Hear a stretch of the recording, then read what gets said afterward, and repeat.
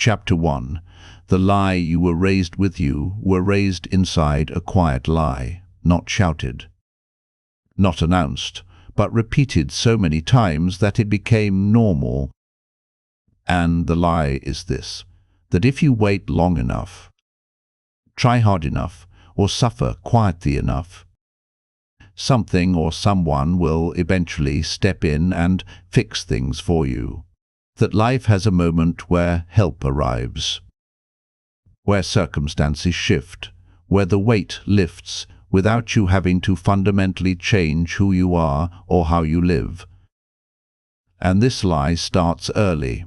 It shows up in how people talk to children, telling them to be patient, to follow the rules, to do what they are told, because someday it will all work out. And then it continues into adulthood in more subtle forms, like being told that opportunities will come, that motivation will return, that things will make sense later, that someone will notice your effort, that luck will eventually turn in your favor. And none of this sounds dangerous on the surface, but together it builds a mindset that trains you to wait instead of act, to hope instead of build, to tolerate instead of change. And the most destructive part is that this lie does not feel like a lie while you are living inside it. It feels reasonable. It feels mature. It feels responsible. But what it really does is slowly remove urgency from your life, and urgency is the fuel of progress. Without it, days blur together, weeks disappear, and years pass without anything meaningful changing. And you do not notice it happening because nothing is actively falling apart. Everything is just stalled. And society reinforces this waiting mindset constantly, through stories where success comes after struggle as if it is guaranteed, through advice that tells you to trust the process without ever explaining what the process actually is, through comfort phrases that sound wise but mean nothing in practice. And over time you absorb the message that struggle itself is enough, that enduring difficulty is the same as moving forward. But endurance without direction is just suffering on a loop, not growth. And this is where most people get trapped. They work hard, but vaguely. They suffer, but aimlessly. They stay busy, but unfocused. And they tell themselves that it counts for something simply because it hurts. But pain alone does not create progress. Pain only creates progress when it is deliberately applied toward a clear outcome. And no one explains that part to you because it is uncomfortable and demanding and removes excuses. So instead, people are taught to be patient, to wait for clarity, to wait for confidence, to wait for the right moment. And the right moment never comes, because the right moment is something you create through action, not something you receive through time. And the lie becomes even more dangerous when life gets harder, because during hardship, people instinctively look outward for rescue. They look for understanding, for relief, for someone to acknowledge how unfair things are. And while understanding feels good, it does nothing to change reality, and relief without change just resets the same cycle. And slowly, without realizing it, you start organizing your life around coping instead of conquering, around surviving instead of building, around managing damage instead of creating direction. And this is why so many people feel exhausted without being fulfilled, tired without being proud, busy without being effective, because their energy is spent reacting to life instead of directing it, and the lie keeps whispering that this is temporary, that eventually things will calm down, that once this phase is over, you will focus. You will improve. You will take control. But phases do not end on their own. They only end when you decide they end. And most people never decide. They just drift from one excuse to another, one explanation to another, one delay to another. And they confuse explanation with progress. They think that because they understand why their life is the way it is, that understanding somehow fixes it. But understanding without action is just intellectual comfort. And comfort is the enemy here, because comfort convinces you that waiting is reasonable, that delaying is justified, that tomorrow is safer than today. And the truth is the opposite. Tomorrow is always more expensive than today. Change costs less when you start early and more when you wait, but the lie tells you there is no rush. And without a sense of urgency, nothing sharpens, nothing focuses, nothing moves. And this is why people wake up years later, shocked at how little has changed, not because they were lazy, not because they were evil or stupid, but because they were patient in a world that rewards pressure and action. And the lie also teaches you to outsource responsibility, subtly, politely, by making you believe that systems, people, circumstances, or timing play a bigger role in your life than your daily decisions do.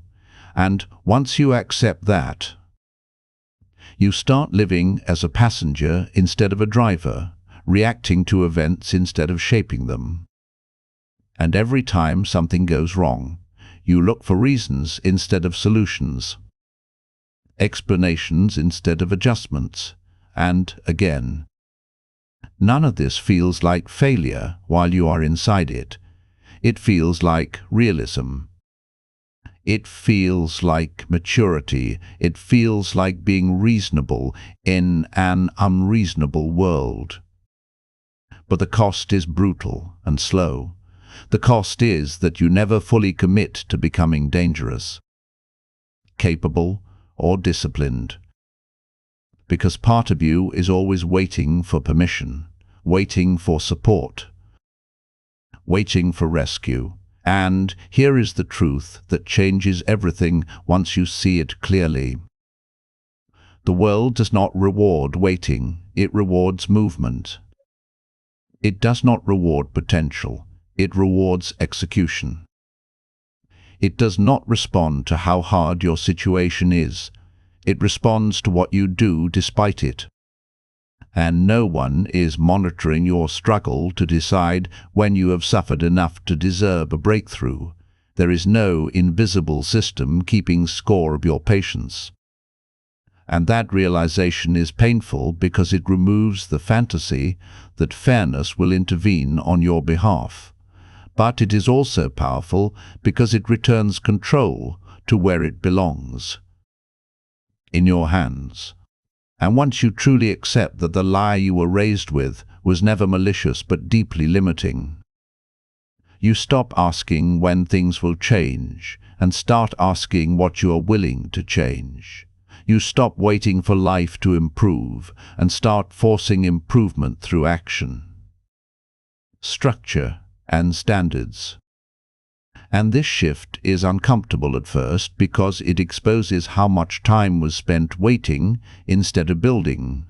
But that discomfort is necessary, because without it you stay asleep. And this chapter is not here to make you angry at the past or blame anyone for teaching you the wrong lessons. It is here to wake you up to the reality that adulthood begins the moment you stop expecting life to meet you halfway. Because life does not negotiate. It responds. And once you see that clearly, the lie loses its power. Patience turns into precision. Hope turns into planning, and waiting turns into movement. And that is the moment your life stops drifting and starts moving in a direction you choose. Chapter 2. The Illusion of Help. There is a comforting belief that quietly controls the behavior of millions of people. And that belief is that help exists in a reliable, predictable way. That if things become difficult enough, someone will step in. That systems are designed to catch you. That people will notice your effort. That support will arrive when you need it most. And this belief feels reasonable because sometimes help does come. But what no one tells you is that help is inconsistent, conditional, limited, and often arrives too late to matter. And when you build your life assuming help will be there, you weaken yourself without realizing it, because you start making decisions based on rescue instead of resilience, and the illusion of help begins early, through family, school, and social structures that are meant to support growth, but often unintentionally teach dependency, teaching people that guidance will be provided, rules will protect them, and mistakes will be softened. And while this is useful in childhood, it becomes dangerous when carried into adulthood. Because adulthood does not operate on guarantees, it operates on outcomes. And outcomes are produced by those who assume they are on their own, not by those who assume support will appear. And the illusion persists because help sometimes shows up just enough to keep people believing in it. A friend gives advice. A family member offers temporary relief. An institution provides limited assistance. And these moments create false confidence, making people think that support is a system they can rely on, when in reality it is an exception, not a rule. And the problem is not that help exists. The problem is that people plan their lives as if help is guaranteed. And when you plan your life around external support, you weaken your internal systems. You delay building skills, discipline, savings, strength, and adaptability, because deep down you believe that if things go wrong, someone else will help you carry the weight, and this belief shapes behavior in subtle ways, like taking risks without preparation, delaying hard decisions, tolerating bad situations longer than you should, and avoiding responsibility because it feels safer to wait than to act. And then, when help does not arrive, or arrives incomplete, people feel betrayed, confused, and angry, not realizing that the real mistake was expecting help to be reliable in the first place. And society reinforces this illusion constantly by highlighting stories of rescue and support, while ignoring the countless stories of people who were never helped and had to figure things out alone. Because rescue stories are comforting and marketable, while self-reliance stories are uncomfortable and demanding, and over time. This creates a distorted picture of reality where people believe support is the norm and self-rescue is rare, when the opposite is true. And the harsh truth is that most people who succeed did not receive the help they hoped for when they needed it most. They adapted, adjusted, and acted anyway. And even when help did come later, it came after they had already taken responsibility for their situation, not before. And another layer of the illusion is the belief that being good, patient, or compliant increases the chances of being helped. That if you follow the rules, stay quiet, do not complain, and endure hardship respectfully, Someone will eventually reward you for it, but the world does not reward compliance with progress. It rewards effectiveness, and effectiveness comes from action, not from waiting to be noticed. And this is why so many people feel invisible despite their effort. Because effort without direction does not signal value, it signals endurance. And endurance alone does not attract help or opportunity. And when people finally realize that help is not coming, the realization often arrives as bitterness rather than clarity, because they spent years emotionally investing in the expectation of rescue. And when that expectation collapses, it feels like betrayal. But in reality, no promise was ever made. Only assumptions. And the illusion of help is also dangerous because it encourages comparison.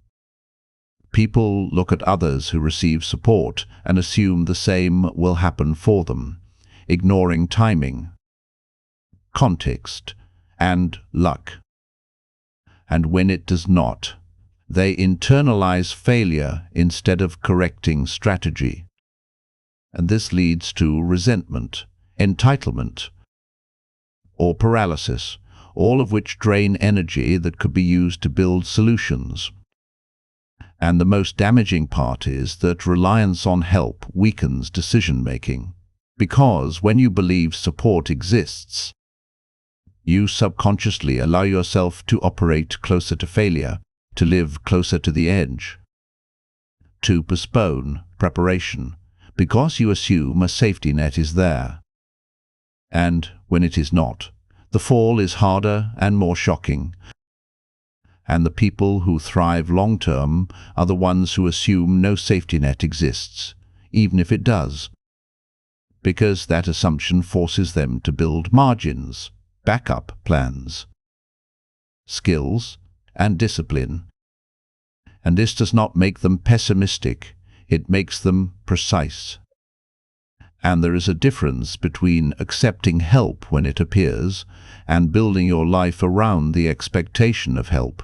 One is adaptive, the other is fragile, and fragility is punished by reality, not out of cruelty, but out of indifference. And another uncomfortable truth is that most people are too busy managing their own lives to carry yours, even those who care about you. And expecting them to do so creates silent pressure and disappointment on both sides. And when you accept that fully, something shifts. You stop feeling abandoned and start feeling responsible. You stop asking why no one helped and start asking what you can build so that help is unnecessary. And that question changes everything. Because once you design a life that does not depend on rescue, you move differently. You prepare earlier. You work quietly. You make decisions with long-term consequences in mind, and you stop wasting energy waiting for permission or approval. And the illusion of help also delays urgency, because if help might come, there is no need to act immediately, and urgency is what forces clarity. Urgency simplifies choices. Urgency removes excuses. And without it, people stay stuck in analysis, hesitation, and planning without execution. And this is why the realization that help is unreliable is not depressing, but liberating, because it removes uncertainty. Once you stop expecting rescue, you stop negotiating with reality. You deal with it directly. And dealing directly with reality is always more efficient than hoping it will soften. And this chapter is not telling you to reject help when it appears. It is telling you to stop building your life around its possibility. Because the strongest position you can be in is not being supported. It is being capable. and capability attracts help naturally, while dependency repels it. And once you truly internalize that no one is responsible for stabilizing your life except you, you stop waiting and start building. Not because you are afraid, but because you are finally clear. And clarity is power, and from that point forward, help becomes a bonus, not a requirement. And that is the difference between people who collapse when support disappears and people who continue moving forward no matter what changes around them. Chapter 3. Motivation is not coming. Either one of the most quietly destructive beliefs people carry is the idea that motivation is something that arrives. Something that shows up when conditions are right, when energy is high, when clarity appears, when confidence settles in. And this belief feels harmless because it sounds intuitive, but in practice it becomes a lifelong delay mechanism. Because if motivation is something you wait for, then action is always postponed. And postponed action is indistinguishable from no action at all. And the truth is that motivation is not a starting point. It is a reaction. It is the emotional feedback you get after movement, not before it. But most people invert this order and spend their lives waiting to feel ready before they begin. And because readiness is an emotion, not a requirement, it rarely shows up on time. And society reinforces this mistake constantly by romanticizing inspiration, by highlighting moments of sudden clarity, by telling stories where people wake up one day changed, driven, focused, as if progress begins with a feeling instead of a decision. And this narrative is comforting because it removes responsibility. It suggests that stagnation is temporary and external, that once motivation returns, everything will fall into place. But what actually happens is that motivation becomes an excuse that sounds productive.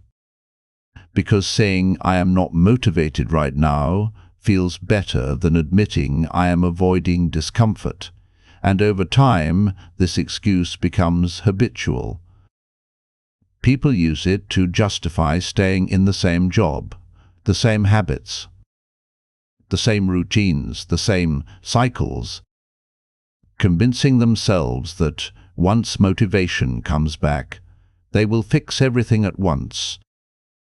But motivation does not come back on its own. It is generated by action, friction, resistance, and progress, not by waiting. And the longer you wait, the harder it becomes to start. Because inactivity trains your brain to prefer comfort, and comfort makes effort feel heavier than it actually is. And this is why starting feels so difficult after long periods of stagnation. Not because the task is harder, but because your tolerance for effort has decayed, and no one tells you this directly. Because it sounds harsh. But it is critical to understand that motivation is unreliable by nature. It fluctuates with sleep, stress, mood, environment, and expectations, and building a life around something so unstable is a guaranteed way to stay inconsistent. And yet people do it every day. They plan their goals around how they think they will feel in the future, assuming future energy will be higher than present energy, even though there is no evidence for that assumption. And when the future arrives and they feel the same or worse, they feel disappointed in themselves rather than questioning the flawed strategy. And the deeper problem is that waiting for motivation turns discipline into something optional, something conditional, something you only apply when it feels good. And discipline that depends on feeling is not discipline. It is preference, and preference collapses under pressure. And pressure is guaranteed in life, which means a system built on motivation will always fail when it matters most. And another dangerous side effect of waiting for motivation is that it distorts self-image. People start labeling themselves as unmotivated, lazy, or broken, when in reality they are simply following a faulty model. They believe something is wrong with them because they do not feel inspired. When the truth is that no one feels inspired consistently, and those who appear disciplined are not driven by stronger emotions. They are driven by stronger standards, and standards do not wait for permission from feelings. They operate regardless of mood, and once you understand this, the entire concept of motivation loses its power over you, because you stop negotiating with your internal state and start acting based on principles instead. And this shift is uncomfortable at first, because it removes the emotional cushion people rely on. It forces you to confront the fact that action is often boring, repetitive, and uncomfortable, and that progress rarely feels exciting in the moment, but that discomfort is the price of reliability. And reliability is what builds momentum, and momentum is what people mistake for motivation, when in reality, motivation is just the emotional byproduct of seeing yourself move forward consistently. And the irony is that the people who wait for motivation feel tired all the time, while the people who act without it often feel energized, not because action is easy, but because progress creates meaning, and meaning reduces fatigue. And stagnation does the opposite. It drains energy because nothing is being built. And another lie connected to motivation is the belief that you need clarity before action, that you must know exactly what you want before you begin. But clarity is also a result of movement, not a prerequisite. You discover what works by doing, not by thinking. And people who wait for clarity end up overthinking themselves into paralysis, while people who move gain information through experience. And information sharpens direction, and this is why action, even imperfect action, is always superior to waiting. Because waiting produces no data, no feedback, no adjustment, only more waiting. And the longer you wait, the more intimidating action becomes, because you build it up in your mind, turning simple tasks into emotional obstacles. And this is why starting small feels harder than it should, not because it is hard, but because you have attached emotional weight to it through delay, and motivation is often used as a shield to protect identity. Because if you never start, you never fail. And if you never fail, you never have to confront your limits. But avoiding failure also means avoiding growth, and growth requires exposure to discomfort, embarrassment, and imperfection. And motivation promises a fantasy where you grow without suffering, where action feels good from the beginning. And that fantasy keeps people stuck, because reality does not operate that way. And the people who make progress understand something simple and uncomfortable. They do not wait to feel like doing the work. They do the work and allow their feelings to catch up later, and this approach feels mechanical, almost cold, but it is effective. and effectiveness beats inspiration every time. And another overlooked truth is that motivation often appears after commitment, not before it. Once you commit publicly or structurally to something, your behavior adjusts to protect consistency. But if everything is optional, your brain will always choose comfort. And this is why building structure is more important than chasing motivation. Because structure removes decision-making from moments of weakness. And people who rely on motivation exhaust themselves, constantly renegotiating with their feelings. While people who rely on systems conserve energy by reducing choices. And this difference compounds over time, leading to radically different outcomes. And the most dangerous moment is when you tell yourself you will start when you feel better. Because that moment rarely arrives unannounced. It requires a trigger. And if you do not create the trigger through action, nothing changes. And the truth most people resist is that starting while you feel unmotivated is not a flaw. It is the correct method. Because if you can act without motivation, you are no longer controlled by it. And control is freedom, not comfort.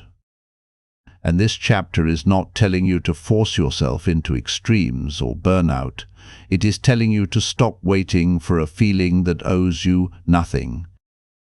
Because motivation does not respect need, deadlines, or consequences. It appears when it wants and disappears without warning.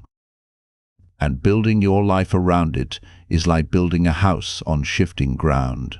And once you accept that motivation is optional, unreliable, and unnecessary, you gain something far more powerful: consistency. And consistency builds identity, and identity builds confidence. And confidence sustains action even when motivation is absent. And this is how progress actually works. Quietly, mechanically, without drama. And when you internalize this fully, you stop asking when motivation will return and start asking what must be done today, regardless of how you feel. And that question, repeated daily, is what slowly pulls you out of stagnation and into control. Not because you feel inspired, but because you are no longer waiting to be. Chapter 4. Responsibility is heavy. That is why most avoid it. Responsibility is not avoided because people do not understand it. It is avoided because it is heavy, because the moment you accept full responsibility for your life, you lose the right to complain without acting. You lose the comfort of blaming circumstances, people, timing, or luck, and, most importantly, you lose the fantasy that things will improve on their own, and that weight is uncomfortable because it places outcomes directly on your shoulders. Not emotionally, but practically. Meaning your results become evidence of your decisions, not explanations. And humans naturally resist anything that exposes them that clearly. So instead of rejecting responsibility outright, most people do something more subtle. They partially accept it. Just enough to feel mature, but not enough to be accountable. They say they are responsible while still holding on to excuses. They admit they have choices while insisting those choices are limited. And this half-acceptance creates the illusion of ownership without the burden of execution, and it allows people to feel intelligent and self-aware while remaining stagnant. And society quietly supports this behavior by normalizing complaint, by rewarding explanation over correction, and by encouraging people to express frustration without demanding change. and while expression has its place, expression without adjustment becomes a trap because it releases emotional pressure without solving the problem, allowing the same patterns to repeat indefinitely. And responsibility threatens these patterns because it demands alignment between what you say and what you do. And alignment is painful when your habits do not match your intentions, and this is why responsibility feels heavy, because it forces honesty, not the kind of honesty where you admit things are hard, but the kind where you admit what you are avoiding, what you are tolerating, and what you are choosing by default. And default choices are still choices, even when they feel passive. And once you recognize that, the idea of responsibility becomes unavoidable, because every day you do not act, you are still deciding something. You are deciding to stay the same. And that decision has consequences whether you acknowledge it or not. And people avoid responsibility because it removes the ability to feel innocent.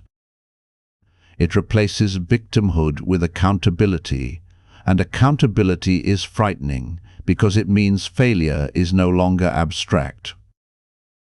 It is personal, and many people would rather believe they are unlucky than accept they are inconsistent. Because luck feels external, and inconsistency feels controllable, and control brings pressure, and pressure exposes weakness. And another reason responsibility is avoided is because it demands long-term thinking. And long-term thinking is mentally expensive. It requires you to consider future consequences instead of immediate comfort. And immediate comfort is always easier to choose in the moment, which is why people delay decisions that would improve their lives, even when they know better, because knowing better does not automatically translate into doing better. And responsibility bridges that gap by forcing action, not intention. And action is where discomfort lives, and the modern environment makes avoidance even easier by offering endless distractions, explanations, and validations, all of which soften the discomfort of stagnation, making it easier to live below your potential without feeling immediate pain. And delayed pain is dangerous because it does not demand attention until it has accumulated into regret. And regret is far heavier than responsibility ever was. But by the time people feel it fully, years have passed. And reversing course feels overwhelming, which reinforces the belief that change is impossible, when in reality it is simply overdue. And responsibility also means accepting that no one else will prioritize your life for you. Not your family, not your friends, not your employer, not society. And this realization can feel isolating, but it is also clarifying. Because once you stop expecting others to carry your future, you start making decisions differently. You stop negotiating with yourself. You stop lowering standards to fit your current behavior. And you start adjusting behavior to meet higher standards instead. And this is where most people retreat. Because raising standards means admitting that your current actions are insufficient, and that admission bruises the ego. And the ego prefers comfort over growth, which is why people rationalize mediocrity by calling it balance, realism, or self-care, even when it is clearly avoidance. And responsibility cuts through these justifications because it asks a simple question with no emotional padding. Is what you are doing producing the life you want? And if the answer is no, then something must change, and that change is your responsibility, not anyone else's. And this question cannot be answered honestly without discomfort, which is why it is often ignored. And another reason responsibility feels heavy is because it removes the safety of comparison. Once you fully accept responsibility, other people's progress becomes irrelevant, because your focus shifts from fairness to effectiveness, and effectiveness does not care about who had it easier. It only cares about what works, and when people cling to comparisons, it is often because comparison provides emotional cover. It allows them to justify inaction by pointing outward. And responsibility removes that cover, forcing you to work with what you have instead of waiting for what you do not. And this is where growth actually begins, not in ideal conditions, but in imperfect ones. And responsibility also requires consistency, not intensity, and consistency is unglamorous, repetitive, and often boring, which makes it easy to abandon in favor of short bursts of effort that feel productive but do not last. And people prefer intensity because it feels heroic, while consistency feels ordinary. But ordinary actions repeated daily create extraordinary outcomes. And responsibility commits you to those ordinary actions whether you feel like them or not. And that commitment is what most people resist, because it removes the option to quietly quit. And once you accept responsibility fully, quitting becomes a conscious decision rather than a default response to discomfort. And conscious quitting is harder to justify, which is why people prefer vague intentions over firm commitments. And the final truth about responsibility is that it does not get lighter with time. It only gets lighter with strength, and strength is built through carrying weight repeatedly, not by avoiding it. And the people who appear confident, grounded, and stable are not that way because life was easier for them. They are that way because they stopped running from responsibility and allowed it to shape them. And this chapter is not asking you to punish yourself or carry unnecessary guilt. It is asking you to stop pretending that avoidance is neutral, because avoidance has consequences. And those consequences accumulate quietly. And once you see responsibility not as a burden but as leverage, something changes, because leverage gives you control. And control allows you to act instead of wait.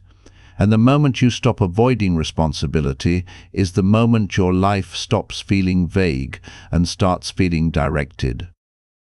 Not because it becomes easy, but because it becomes yours. Chapter 5. The day you realize you are alone, there is a moment that arrives quietly in every serious person's life, not announced, not dramatic, not shared on social media.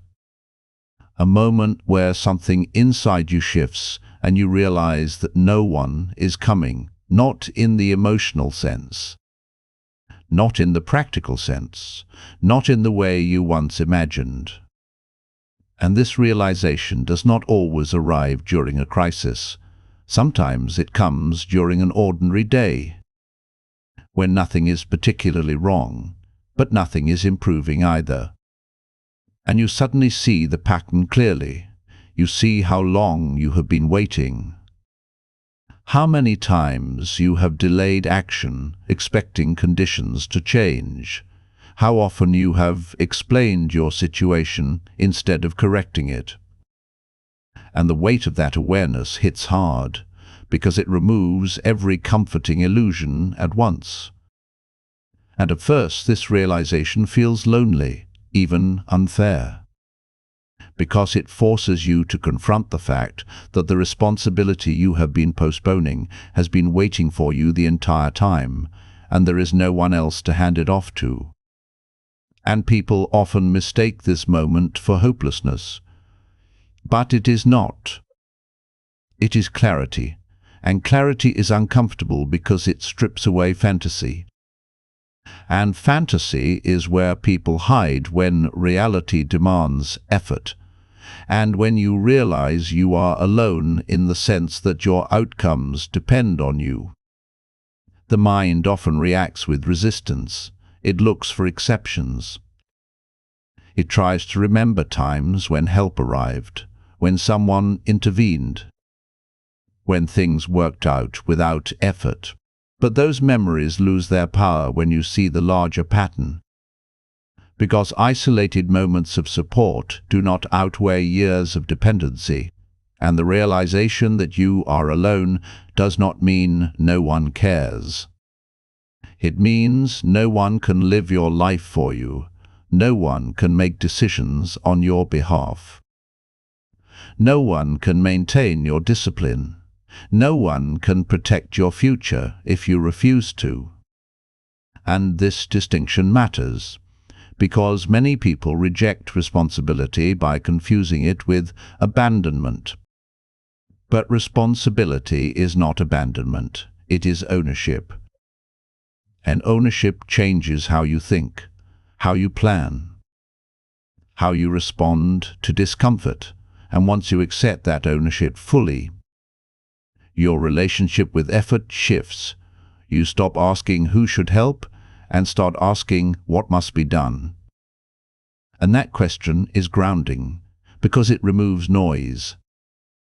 It simplifies choices. It cuts through emotional debate.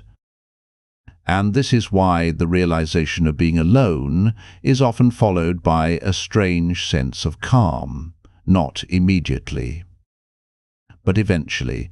Because when you stop waiting for rescue, uncertainty decreases.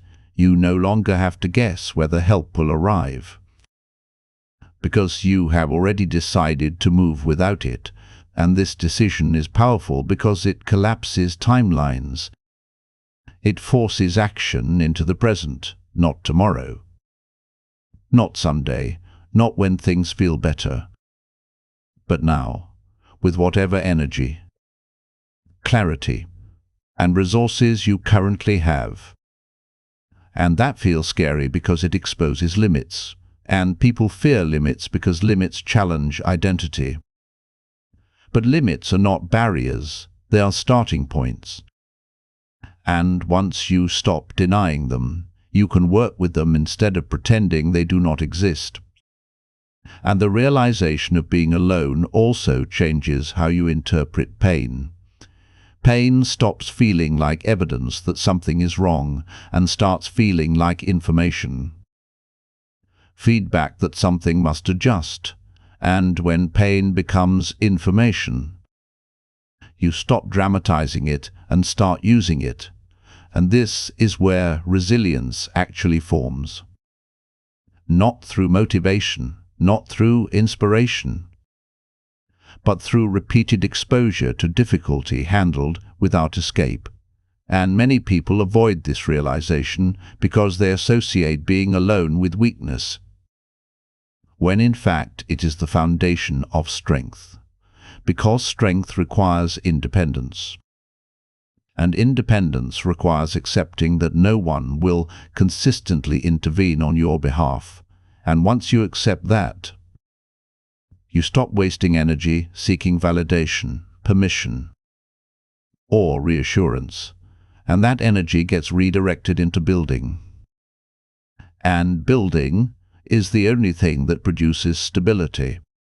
And stability reduces anxiety because it replaces uncertainty with structure. And another uncomfortable truth revealed in this moment is that waiting has a cost, not just in time, but in confidence. Every time you delay a decision, you teach yourself that hesitation is normal. And over time, hesitation becomes identity, and identity shapes behavior. And breaking that cycle requires a decisive moment, a moment where you stop debating and start acting. Not because you feel brave, but because you are tired of being passive. And the realization that you are alone often creates that moment, because it removes the illusion that inaction is safe. It shows you clearly that doing nothing is still a decision, and often the worst one. And this clarity is why some people describe this moment as painful but necessary, because without it, there is always an excuse to wait, and with it, excuses collapse under their own weight, and you begin to see your life as a series of choices instead of a sequence of events. And that shift changes everything, because events feel uncontrollable. But choices are manageable, and when life feels unmanageable, it is usually because people are focused on events instead of decisions, and the realization that you are alone forces focus back onto decisions, onto what you can influence. And influence is where power lives. And this is why the strongest people are not the ones with the most support, but the ones who learn to function without expecting it. Because expectation creates fragility, and fragility breaks under pressure, while self-reliance adapts, and adaptation is survival at a higher level. And once you accept that no one is coming in the way you once hoped, you stop waiting to be understood and start making yourself effective. And effectiveness changes how others respond to you, not because you demand help, but because capability attracts opportunity. And this chapter is not about isolating yourself from the world. It is about removing dependency from your decision-making, so that whether support exists or not, you move forward. And when you reach that point, being alone no longer feels like a threat. It feels like freedom, because your progress is no longer tied to anyone else's behavior. And that is the day your life stops being conditional and starts being deliberate. Chapter 6. Pain is the entry fee. Pain is not a signal that life is broken. It is the cost of participation, the unavoidable currency required to move forward, and most people spend their lives trying to avoid it, convincing themselves that comfort, ease, and avoidance are smarter strategies, when in reality, avoiding pain only guarantees stagnation. And the moment you truly understand that pain is not optional, everything shifts, because it reframes how you approach challenges, setbacks, failures, and discomfort. And pain is everywhere, in work, in relationships, in discipline, in habits, in decisions that shape your future. And pretending it is not there is the fastest path to mediocrity, because mediocrity is built not on laziness but on avoidance, on refusing to pay the price of growth, on rationalizing the cost as unfair or unnecessary. And life does not negotiate with that logic. It enforces the cost, whether you acknowledge it or not. Which means that every delay, every shortcut, every half-hearted effort accumulates invisible debt that compounds silently until it manifests in lost opportunities, wasted years, weakened character, and diminished potential. And understanding that pain is unavoidable is not meant to demoralize you. It is meant to prepare you, to shift your perspective from complaint to strategy, from fear to action, from victimhood to ownership. Because once you accept that progress is always painful in some way, you stop waiting for easier conditions, you stop hoping for shortcuts, You stop letting comfort dictate your decisions, and instead you focus on what must be done regardless of the immediate cost. And the people who succeed are not those who avoid difficulty. They are those who recognize it as the entry fee and choose to pay it consistently, repeatedly, deliberately, without bargaining, without complaint. And this is why discipline is stronger than motivation, because discipline allows you to face discomfort even when you do not feel like it, even when fear, doubt, or fatigue are screaming at you to quit, and pain is also a filter. It separates those who are willing to endure from those who are not. And endurance is not about heroism. It is about repetition. It is about showing up day after day and paying the price that guarantees growth over time. And ignoring pain or pretending it is avoidable only delays the lessons it carries. So the sooner you accept it, the sooner you learn. And learning through discomfort builds strength, clarity, resilience, and confidence that no external support can provide. And the paradox is that pain feels heavy and oppressive when you resist it.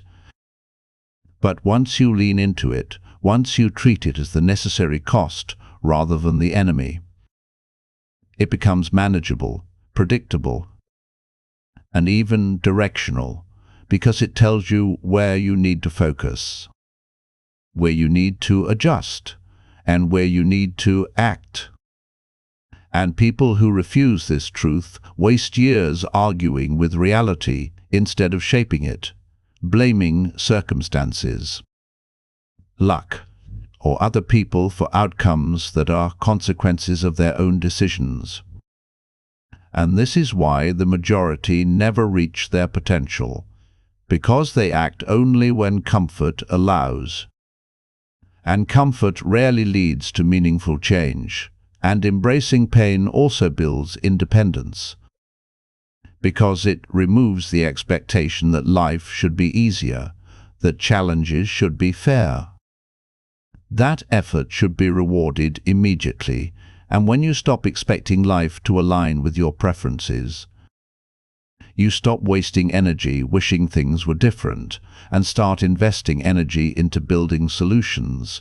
And solutions always carry friction, always require effort, always demand accountability. And pain is the confirmation that effort is real, that resistance exists, that progress is meaningful. And when you consistently face this friction, your skills, habits, mindset, and resilience all grow in proportion to the challenge.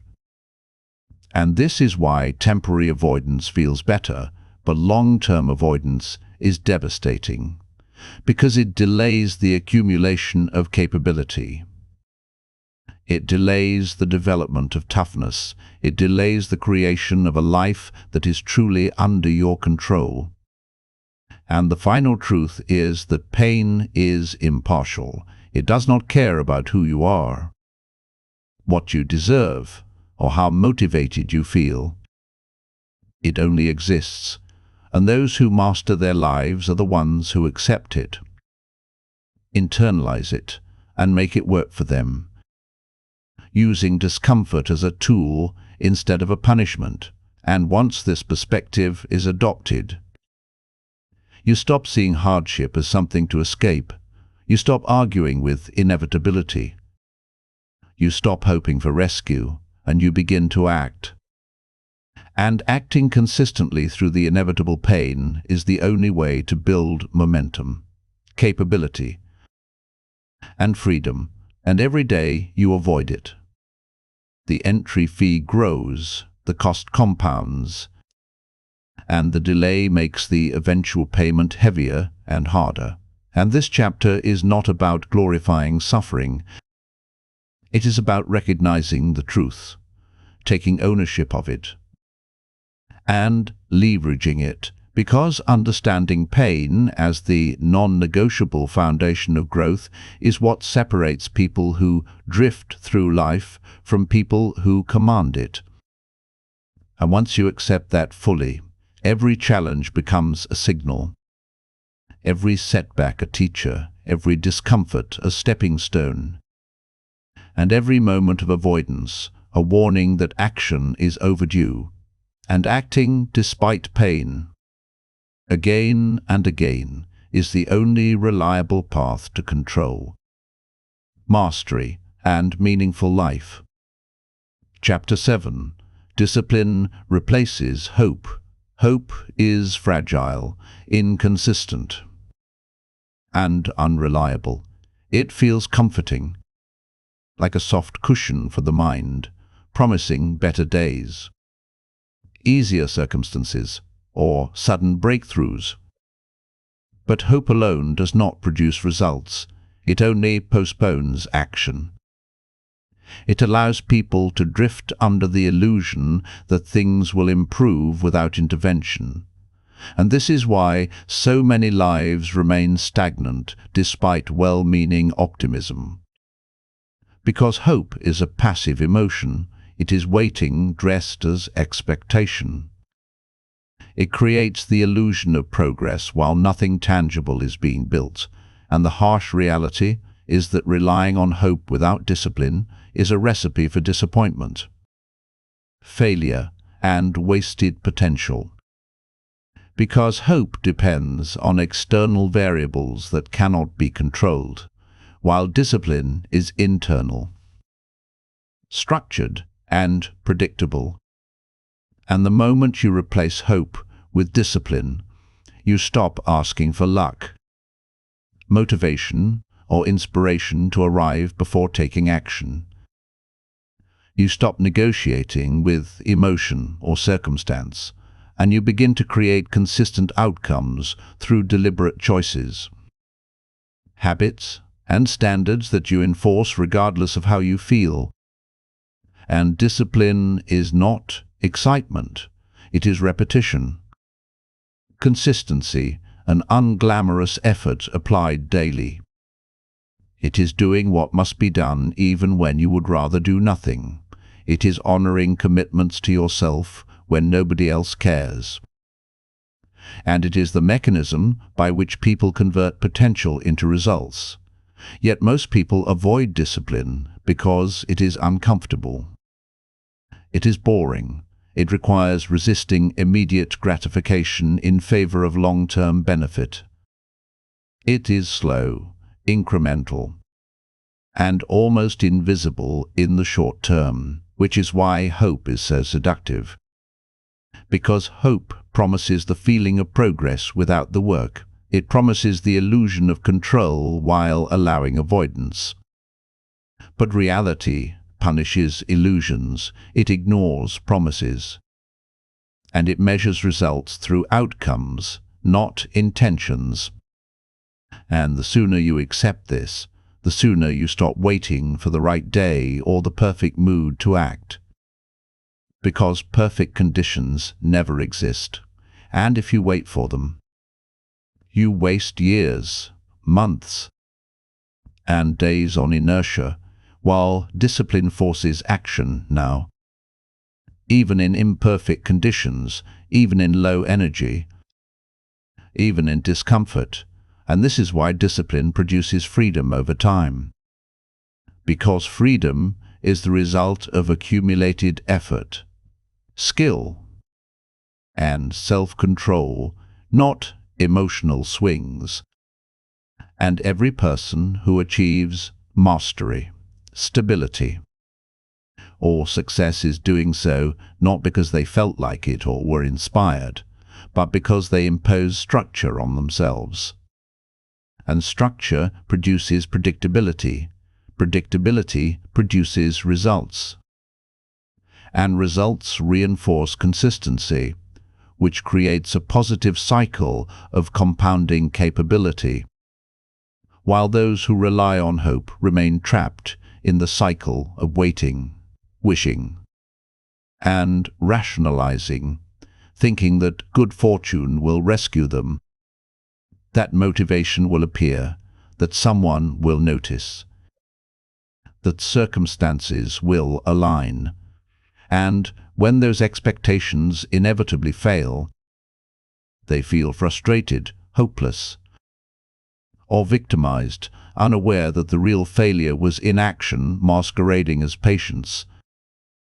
And the key difference between hope and discipline is that hope is emotional, reactive, and conditional, while discipline is rational, proactive, and unconditional.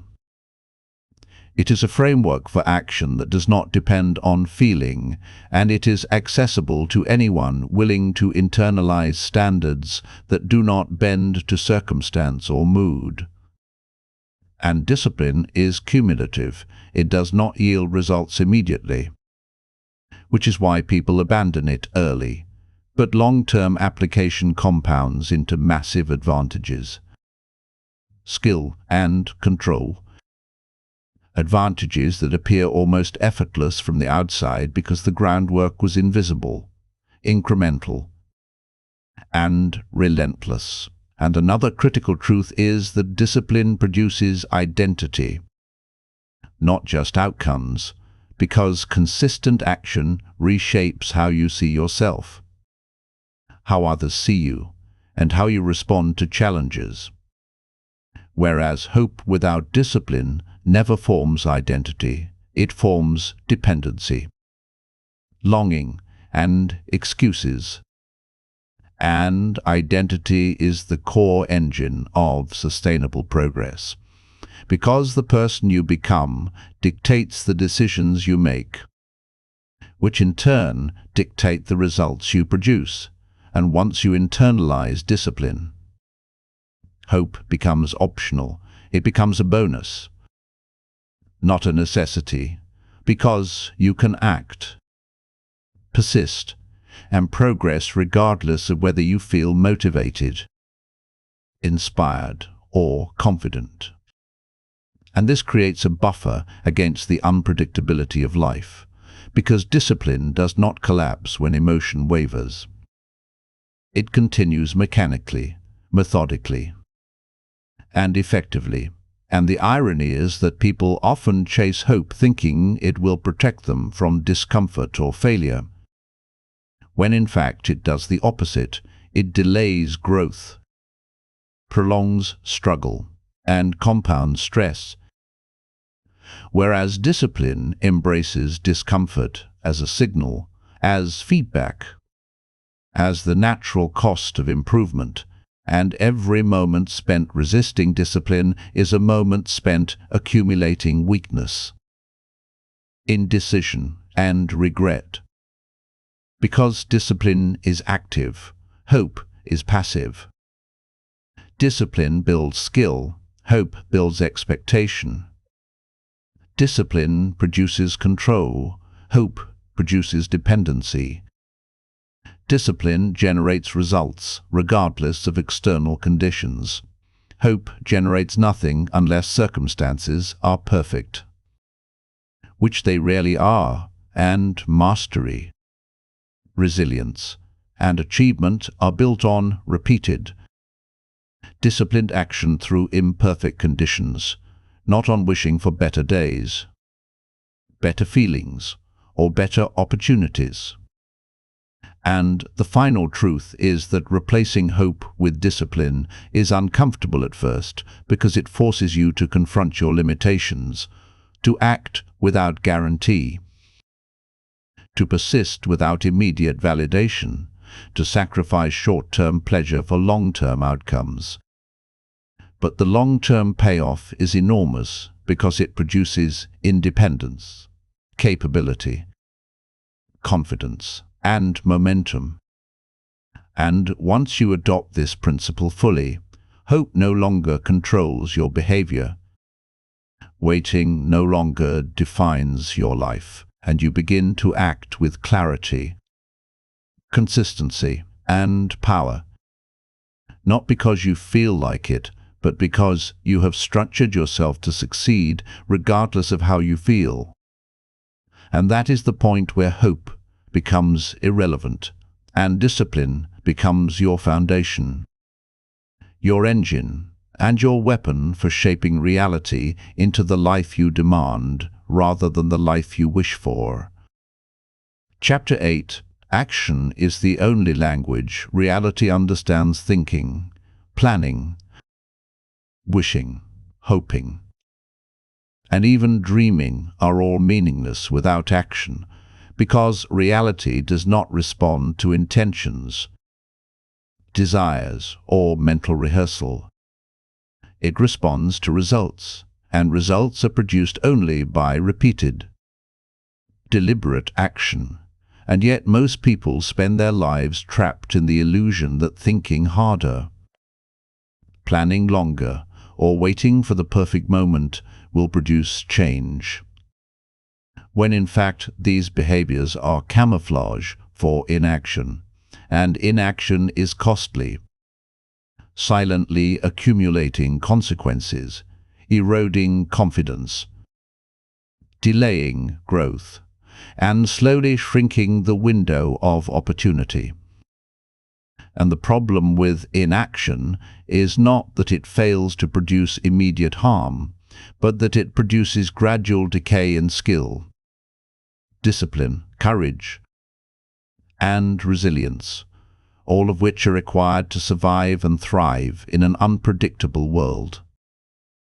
And the moment you realize this truth, you see that action is not optional. It is mandatory. It is the language reality understands, the currency through which life pays attention, the measure of whether you are serious or merely pretending. And acting is not about being perfect. It is about moving decisively despite uncertainty, discomfort, and fear. Because waiting for certainty guarantees delay, and delay compounds risk, erodes confidence, and reinforces habits of avoidance. And fear is inevitable in action. It is unavoidable whenever you challenge the status quo, take risks, or step into the unknown. And the people who succeed are not those who avoid fear. They are those who act in spite of it, who push forward even when doubt screams louder than courage. And action is also the only way to generate clarity, because thinking without doing creates endless loops, paralysis, and indecision, whereas acting produces feedback, results, and lessons, all of which refine understanding, sharpen focus, and reveal the next steps. And people resist action because it is uncomfortable, because it exposes weakness, because it demands energy, discipline, and accountability. And yet the alternative, inaction, is far more punishing over time, because it produces stagnation, regret, lost opportunity, and the slow erosion of potential. And another critical truth is that action is cumulative.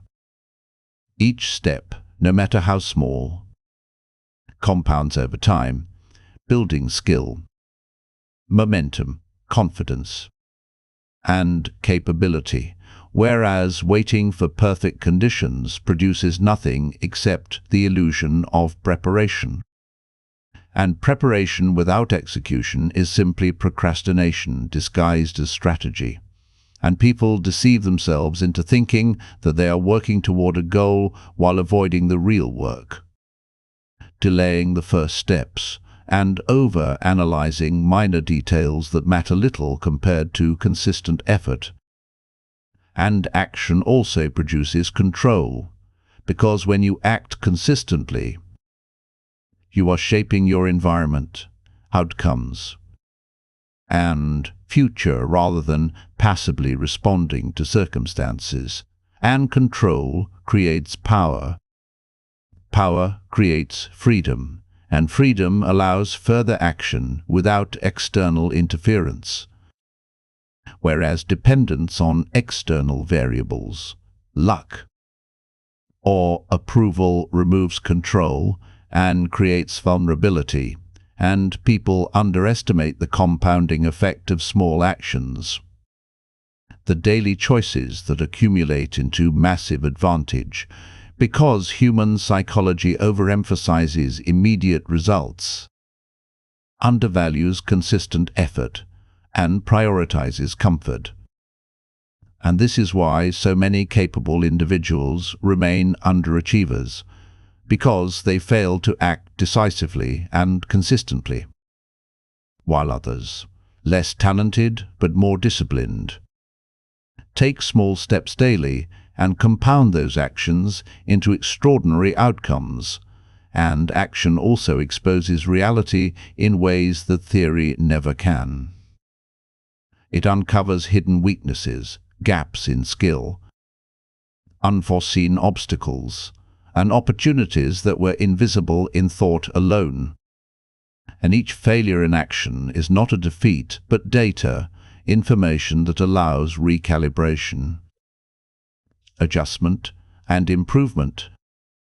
Whereas those who remain passive are blind to reality, believing that understanding it intellectually is sufficient, when, in truth, understanding without doing is irrelevant. And another subtle point is that action forces commitment, because once you move, hesitation becomes costly, stopping becomes visible, and continuation becomes a choice rather than a default. And this tension builds momentum, identity, and resilience over time. Whereas passivity erodes momentum, dilutes identity, and corrodes resilience, and action also dissolves fear gradually. Because the first step teaches that consequences are rarely as catastrophic as imagined, the second step teaches that you can adapt. The third step teaches that consistency builds competence, and this cumulative exposure to discomfort builds confidence that thought alone cannot produce. And yet, action is resisted not because it is irrational, but because it demands sacrifice, because it challenges comfort, convenience, and the habitual avoidance of discomfort, and humans are wired to conserve energy and avoid risk, which is why most people live below potential, waiting for external permission, validation, or inspiration that will never arrive. And once you internalize this truth, you see that the only way to ensure progress, mastery, and influence over life is to act relentlessly, decisively, and independently, regardless of fear, doubt, mood, or circumstance. And acting consistently over time builds standards, habits, skill, and momentum that cannot be reversed by setbacks, criticism, or delayed rewards. Whereas waiting for ideal conditions builds nothing, accumulates only anxiety, self-doubt, and wasted time. And the final reality is uncomfortable but liberating. Action is the only way to bridge the gap between who you are and who you could be, between potential and reality, between stagnation and growth, between dependency and control, between mediocrity and mastery. And once you accept this fully, procrastination, hope, fear, and excuses lose their grip, because you have shifted from being a passive observer of life to being its active architect. And the moment you choose action over hesitation repeatedly, you become unstoppable, not because life has become easier, but because your capacity to deal with it has. And that is the difference between people who drift through life and those who shape it. Consistently, deliberately, and without apology. Chapter 9. Comfort is the enemy of possibility. Comfort is seductive, deceptive, and quietly lethal because it masquerades as safety, satisfaction, and stability, promising ease and peace while simultaneously shrinking potential, eroding ambition, and softening resilience. And most people live their lives chasing comfort, adjusting decisions, habits, and priorities to avoid discomfort, delay, or risk. And in doing so, they trade opportunity for momentary ease, growth for predictability, and independence for reliance on the familiar. And the danger is that comfort feels rational, reasonable, and even responsible, because avoiding unnecessary suffering sounds intelligent, but it is a trap.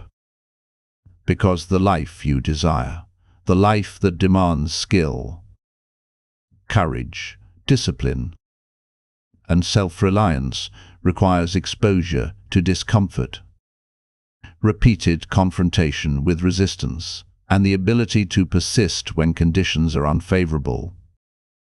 And comfort does the opposite. It lulls the mind into passivity. It numbs urgency. It delays action. It makes small compromises seem acceptable. It normalizes stagnation. And before long, the person who once had potential is operating far below it.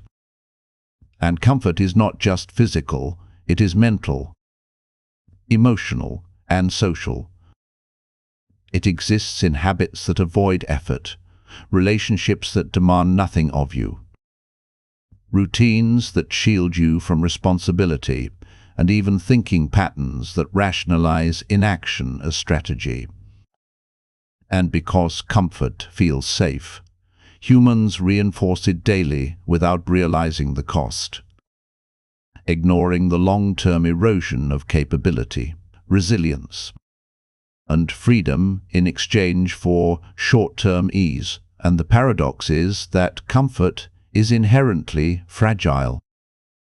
It cannot protect you from reality, challenges, or consequence.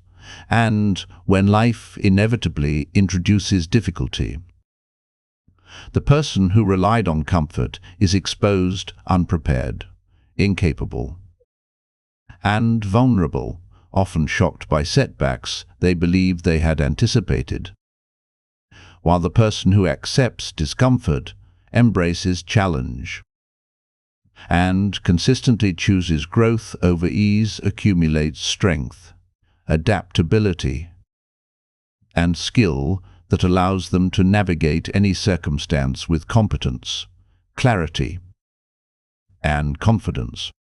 And the first step in overcoming the lure of comfort is recognizing its subtlety, understanding that it rarely announces itself as danger, that it appears as normalcy, stability, or harmless satisfaction, that it gains power not through obvious coercion, but through quiet, daily acceptance. And the second step is replacing comfort-seeking with intentional discomfort, not recklessness, not chaos, but deliberate, structured challenge that stretches skill, discipline, endurance, and courage, because every step into discomfort strengthens muscle, mind, and character, and every avoidance weakens it. And once you internalize that comfort is the default trap, you begin to see how many compromises you have made to maintain ease.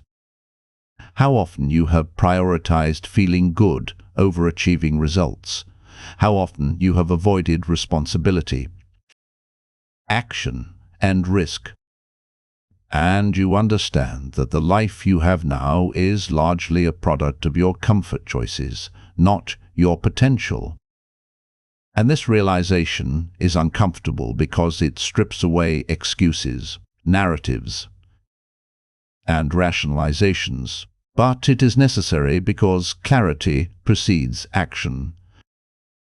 And without acknowledging how comfort has restrained you, you cannot restructure priorities, enforce discipline, or take meaningful action.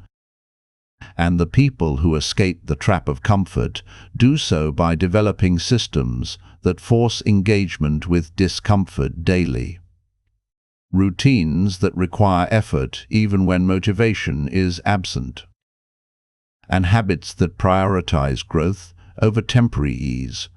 And these people become resilient because they have trained themselves to persist when conditions are imperfect, to endure setbacks without surrender, to act despite uncertainty, and to consistently pursue improvement even when it is inconvenient. And comfort also distorts perception, because it teaches people that difficulty is abnormal, that struggle is evidence of failure, that pain indicates catastrophe, when in reality, discomfort is the natural medium through which skill, clarity, confidence, and capability are forged. And avoiding it produces vulnerability, reliance, and fragility, and once you see comfort clearly as the enemy of possibility, every decision, routine, and habit becomes a test, a choice between short-term ease and long-term capability, between distraction and focus, between passivity and growth. And this choice is daily, persistent, and unavoidable, because life will always offer the softer path, always make avoidance tempting, always whisper that ease is rational. And the challenge is not to eliminate comfort entirely, but to prevent it from dictating decisions, from shaping identity, and from substituting for growth. And this requires constant awareness, discipline, and a willingness to endure. Because the person who is willing to tolerate temporary discomfort for lasting results accumulates leverage, skill, and momentum, while the person who prioritizes comfort accumulates stagnation, fragility, and regret. And over time, the differences compound exponentially, because growth, skill, and influence scale with consistent effort, whereas comfort compounds limitation, dependence, and weakness. And the final reality is that comfort is never neutral. It is either advancing you toward mediocrity, or it is a tool for strategic rest between challenges. And the people who achieve extraordinary outcomes do not avoid comfort entirely. They respect it, manage it, and balance it with relentless engagement in discomfort. And the more you internalize this principle, the more you start measuring every choice, not by immediate pleasure, not by emotional ease, but by whether it moves you toward capability, independence, and results. And once this principle guides every decision, every habit, every routine, comfort stops being a seductive trap and becomes a tool you control, and that control allows you to act decisively, persist consistently, and build a life that reflects ability, resilience, and mastery rather than avoidance, stagnation or dependency. And once you fully understand that comfort is the enemy of possibility, you start moving differently, thinking differently, and ultimately living differently. because every moment becomes a test of whether you are committed to growth or surrendered to ease. And that test is continuous, unavoidable, and defining. And your life will reflect the choices you make in those moments more than any intention, wish, or hope. Chapter 10. Excuses are the language of failure. Excuses are seductive, subtle, and endlessly creative because they make inaction feel rational, moral, or justified. They give the mind a sense of reason without requiring effort. They protect ego while simultaneously stealing potential.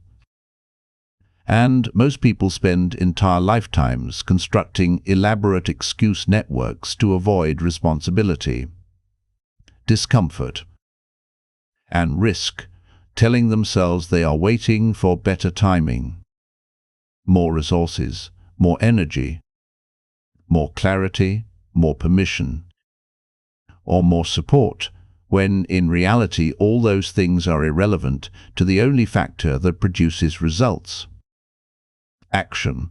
And excuses are dangerous because they feel legitimate. They sound logical. They often contain a kernel of truth. And that kernel is all the mind needs to justify delay, to rationalize avoidance, and to maintain comfort at the cost of progress. And excuses are effective because they externalize blame.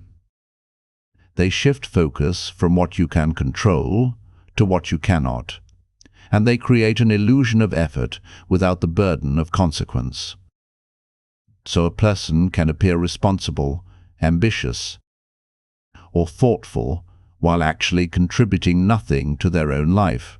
And the tragedy is that excuses are almost always invisible in the moment, because the mind rewards itself with a sense of morality or intelligence, but the cost compounds invisibly. As skills remain underdeveloped, opportunities are lost, habits deteriorate, and momentum decays. And the first step in breaking free from the tyranny of excuses is recognizing that every excuse, no matter how small, is a decision to avoid reality, to avoid responsibility, and to defer action. And every deferral increases the cost of eventual engagement, because the longer you wait, the larger the gap between where you are and where you could be. The weaker the habits that support growth, the lower the confidence in your abilities, and the more intimidating the first step becomes. And excuses are often disguised as planning, preparation, or strategic delay, which makes them particularly insidious because the person trapped in them genuinely believes they are being thoughtful, when in truth they are negotiating with fear, resistance, or laziness. And this self-deception is reinforced by social norms, by culture, and by environments that reward explanation over execution, discussion over decision, debate over demonstration, and observation over action. And the danger is that excuses are never punished until consequences arrive. And by the time consequences appear, habits are entrenched, courage has atrophied, and momentum is lost. And because excuses feel rational, people continue using them even as their results shrink, blaming circumstances, luck, other people, or time, never realizing that the true barrier to success was the repeated choice to justify inaction. And excuses are fundamentally rooted in fear. Fear of discomfort, failure, judgment, uncertainty, and responsibility. And the more a person fears these things, the more elaborate, creative, and convincing their excuses become. But fear is not eliminated by excuses.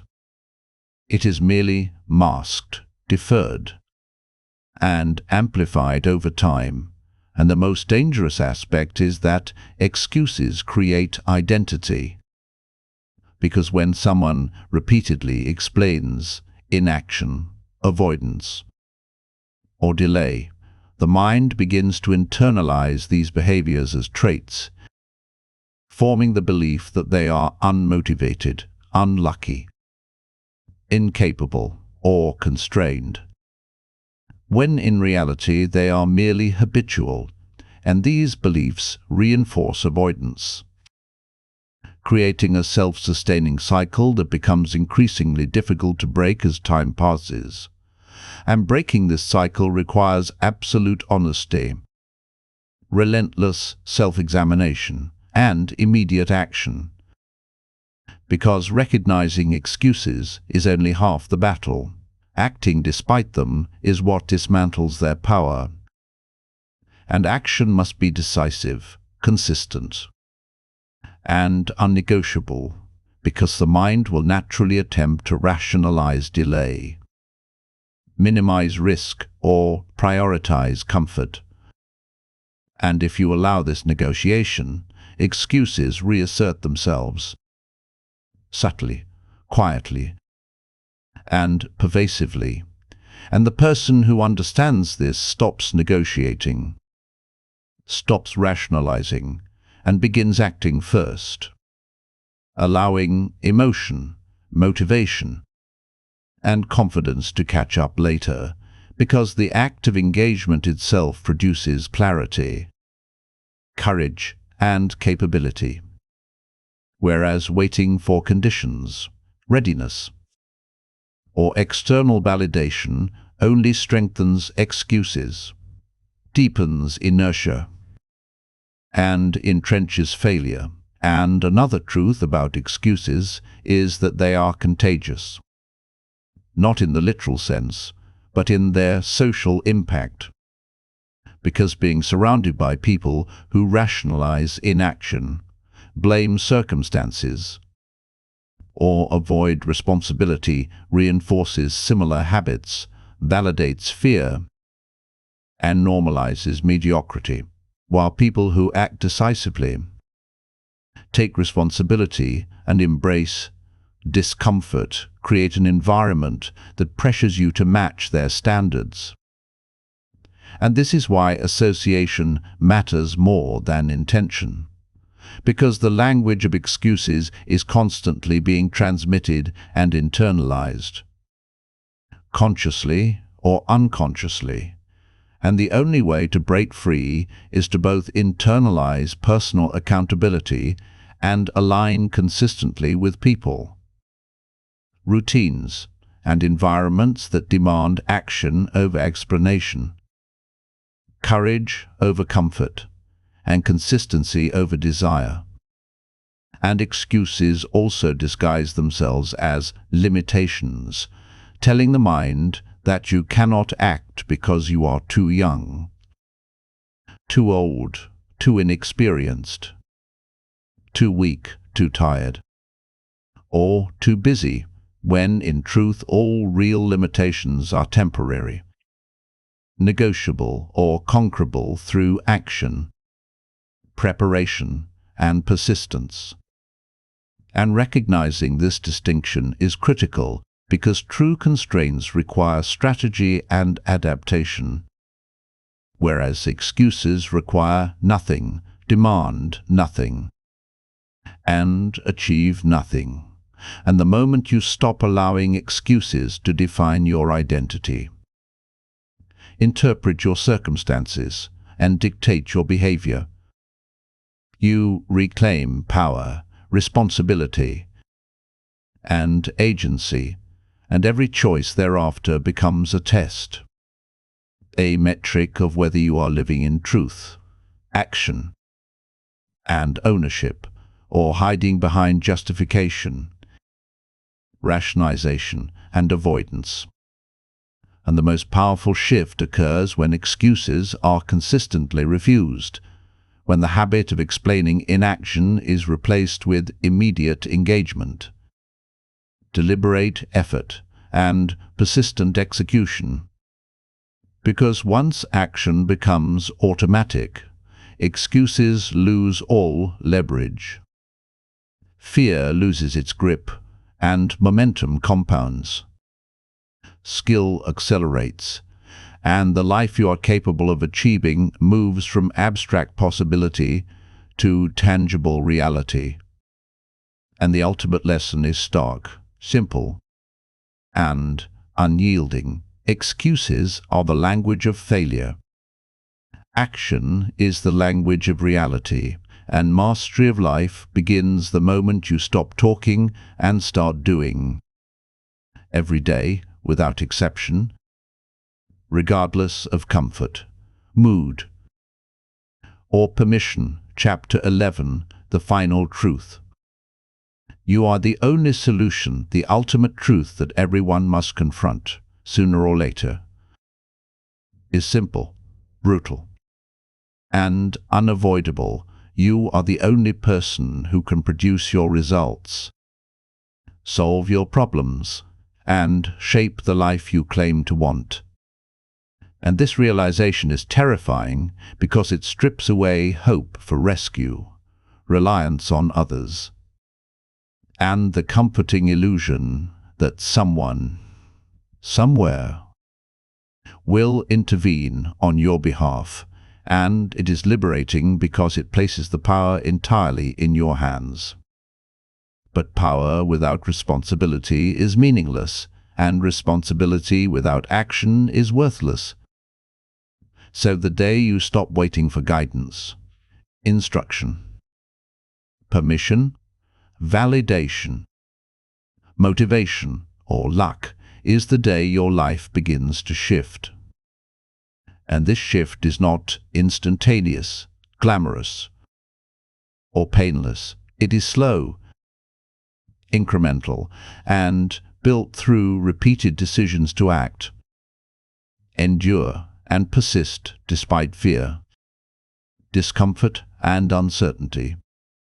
And every choice you make becomes a test of ownership, because from the moment you accept that you alone carry the weight of your outcomes, there is no excuse, no external blame, no waiting period, no safety net, and the mind reacts instinctively, initially with resistance, with denial, with rationalizations, because it prefers comfort, avoidance, and illusion over truth, and you will be tempted to return to old habits, to postpone decisions, to hope for easier circumstances.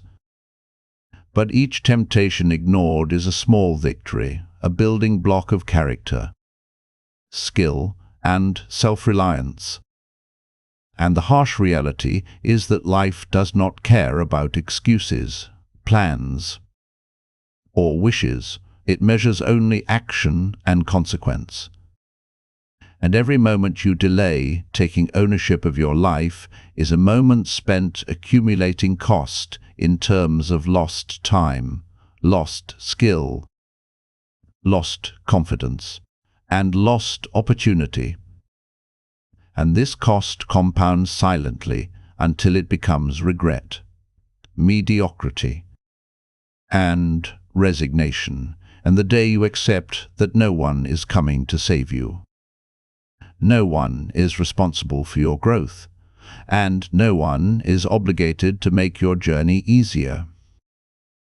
You begin to act differently because waiting, complaining, rationalizing, and hoping lose their appeal, and action, responsibility, and accountability become the default language of your existence. And this shift is not abstract. It manifests in discipline, in consistent effort, in embracing discomfort, in taking risks, in facing fear directly, in learning relentlessly, in building capability, and in refusing to allow external conditions, moods, or emotions to dictate your performance. And once this mindset is internalized, obstacles are no longer excuses, pain is no longer a deterrent, setbacks are no longer failures, and resistance is no longer justification to quit. Because every challenge is now information, feedback, and opportunity to refine skills, strengthen habits, and demonstrate resilience. And the people who achieve extraordinary outcomes are not those who have easier circumstances, greater talent, or better luck. They are those who accepted their responsibility fully, who acted decisively, who endured relentlessly, who refused to negotiate with fear, discomfort, or convenience, and who made growth inevitable by treating action as non-negotiable, consistent, and sacred. And this is why mastery, freedom, and achievement are not gifts, inheritances, or coincidences. They are the result of relentless, deliberate, and accountable effort applied over time, without reliance on external support, without permission, without waiting for inspiration, and without hope for rescue. And the final reality you must accept is that your life is a mirror of your decisions, your habits, and your willingness to act despite fear. And no one else can reflect your potential for you, fix your mistakes, or accelerate your progress. And the moment you internalize that truth, every prior complaint, hesitation, and excuse becomes irrelevant. Every small action compounds into momentum. Every discipline strengthens identity. Every hardship becomes leverage. And every risk is a step toward control, capability, and freedom. And once this principle governs your behavior, you stop negotiating with life. You stop compromising with fear.